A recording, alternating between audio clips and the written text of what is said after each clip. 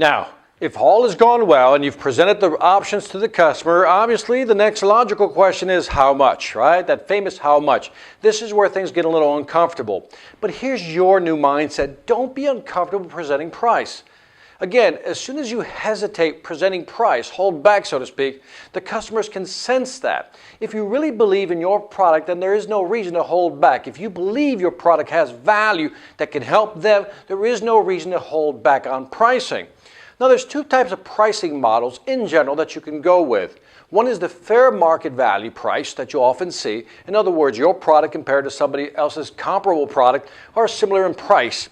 Then there's the premium price product. In other words, your product or service is so good that you're charging a premium, and it's typically 20, 30, 40% above anybody else's.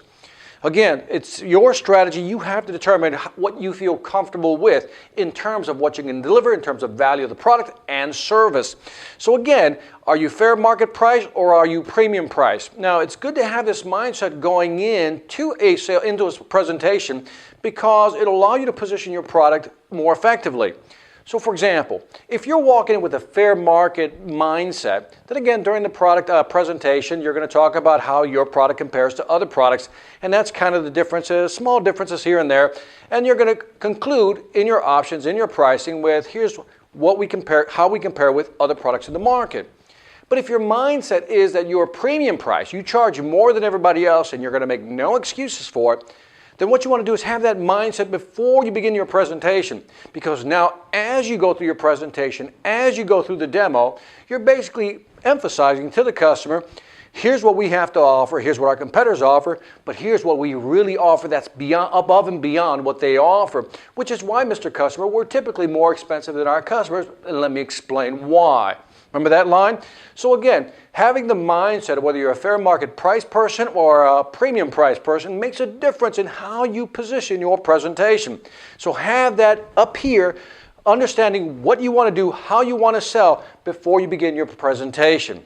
Again, I'm from the philosophy and the school of premium pricing, which means that if I have a product that I know is better than anybody else's and I can deliver it in a more effective, strategic way that has more value, then I'm going to charge a little more. And guess what? If you've identified the right customers, as we talked about in the beginning, you will find people who are willing to pay the premium price.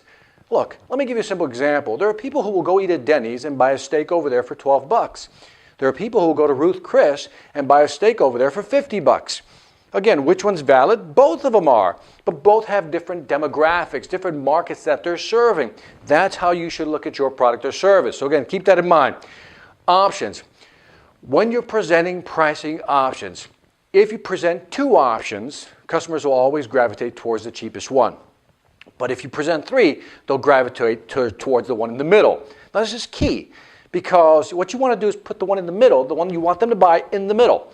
So if you only have two products right now or two pricing options, you want to create a third one to force people to go to what? In the middle. Here's the philosophy behind it, or the psychology behind it. That when two options are offered, people will actually choose the cheapest one to mitigate the risk. When three options are offered, people will choose the one in the middle to mitigate the risk. So always offer three options and put the one in the middle that you want them to buy. Don't believe me that this works? Go to Starbucks, go to McDonald's. How many options do they typically offer? Three. They never offer two options, and they want you to buy the one in the middle. Get the idea? Three options from now on. Last but not least, if you're going to present options in terms of pricing, you should also have some different options for your customers in terms of how they can pay. Is it net 30? In other words, due within 30 days, or net 60? Some may need net 90. I've seen that before. How about in terms of how they're going to make the payment? Can they pay with credit card? Can they use PayPal? Can they go online? Get the idea. Have all that information ready for them. So when you're talking to the customer and you laid out the option, you laid out now the pricing options, then you can simply ask the question, Mr. Customer, based on what we've shown you, which of these best fits your budget? Now we've moved into the full close. Get the idea? Now, what I want you to do now is think about your options. Let's talk about your pricing options, how you're going to formulate those, what you're going to have in each of the three pricing options. You're going to put a number on them. And again, you have a mindset. Are you premium price? If you are, that's great.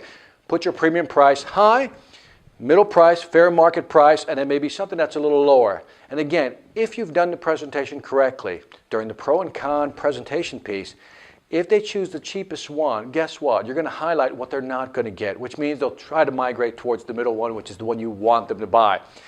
In the end, what you want to do is offer 3 options. Let them decide which one of those they want. And again, offer payment options to make it clear that there's more than one way to pay and you're very flexible on your payment terms. So go ahead and write out your 3 options, put your prices down, and again, begin to incorporate this as part of your presentation. Go ahead and do that right now.